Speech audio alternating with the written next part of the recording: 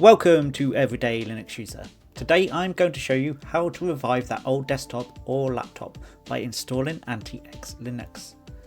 AntiX Linux runs in just 200 megabytes whilst idle and comes in 32-bit and 64-bit. It therefore runs on pretty much any device. To start off with, we need to create an AntiX USB drive. You will need a blank USB drive for this, or one that you don't mind losing the data on. I will show you the easy way to create a bootable USB drive first, and if that fails on your hardware, then I will show you a secondary tool. Finally, I will take you through the full install routine. So open a web browser and go to etcher.io. Now I like Etcher because it is so straightforward. There are 3 or 4 clicks and you are on your way. Click the download link and then click the download link for Windows.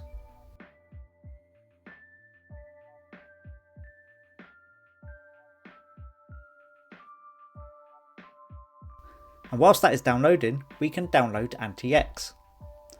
Go to antixlinux.com/download. You will see there are lots of download options. There is a full, base, core and net version for both 64-bit and 32-bit. And there is a run it version for each of these, also in 64 and 32-bit flavours. Now I recommend going for the SysInit full version, and most computers nowadays are 64-bit, so choose that option.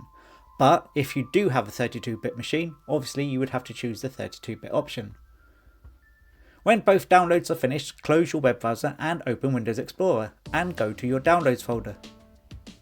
Make sure your USB drive is inserted and double click the Berliner Etcher file downloaded previously.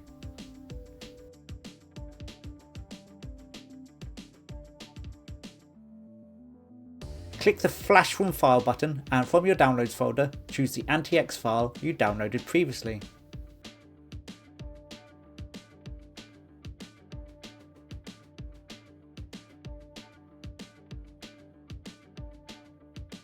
Now click on the Select Target button and choose your USB drive.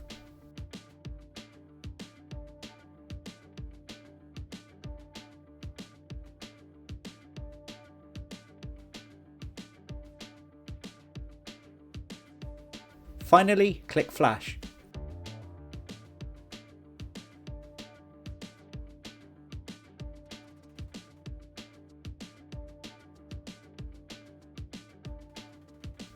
Now a pop-up warning will appear. All you have to do is click Yes to continue.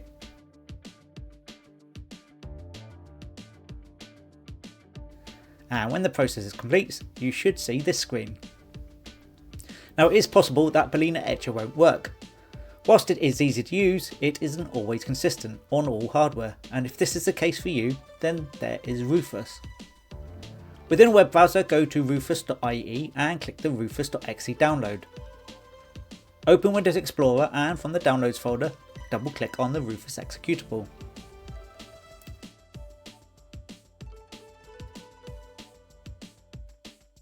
Press Yes when the warning appears.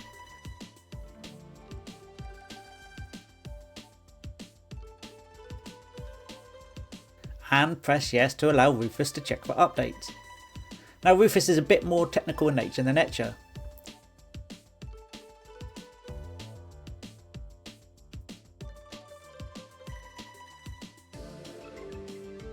From the device drop down, choose your USB drive and then click on the select button underneath and click on the AntiX file you downloaded previously.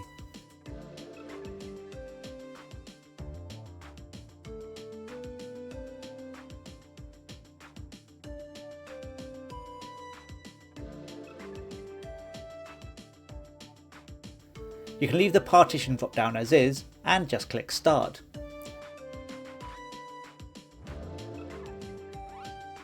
Warnings will now start to appear. The first message states that on a computer with Secure Boot enabled, AntiX will produce a security error. You can ignore this and click OK. If this does turn out to be a problem later on, then disable Secure Boot in your BIOS settings screen. The second message asks whether you want to write using ISO mode or DD mode. Leave the default option selected and click OK. The third message mentions the version of Grub that is being used. Just click Yes to this message and let it do its thing. The The fourth message mentions the version of SysLinux. Again, just click yes. Now at this point you'll probably see why I recommended Etcher first. The fifth and final message tells you all data on the USB will be destroyed, and as long as there's nothing on the USB you need, click OK. The image will now start writing to your USB drive. You may notice some Windows Explorer pop-ups. You can close these as they appear.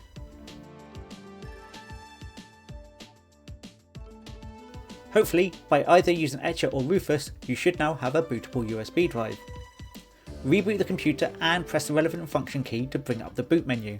Now this differs for each make and model of computer. Use Google to search for the boot key for your computer. When you see the AntiX menu, choose the top option and press return. Now double click on the installer. It starts checking the media. You can either let this run or you can press escape to skip this. It asks whether you are sure, click yes. You can change your keyboard layout if you so wish by pressing change keyboard settings or simply press next. You can see here I choose the UK English version.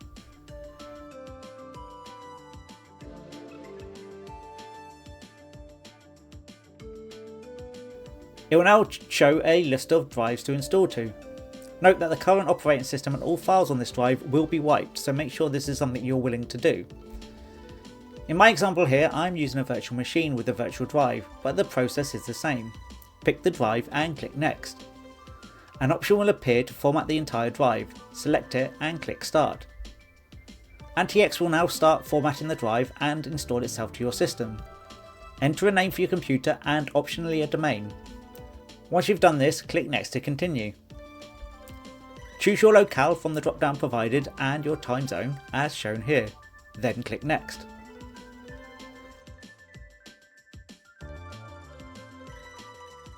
Enter a username and then set a password and repeat it. You can set a different root account if you want to, but it is better for most users to leave it as is. You can also choose to auto log in if you want to as well, although I don't recommend doing this. Finally, if you have made any changes whilst using the live version, then you can check the box to save those changes, so that they also appear in the installed version. Click next to continue. When the process completes, you can reboot your computer and remove the USB drive. At the login screen, enter your username and password. Now tab doesn't work here, so you have to press return on each field to move between the boxes. Now that is mainly it. However, if your resolution is wrong, go to the Applications and Preferences menu and then choose AR&R. And from the menu, choose the resolution you require and click Apply.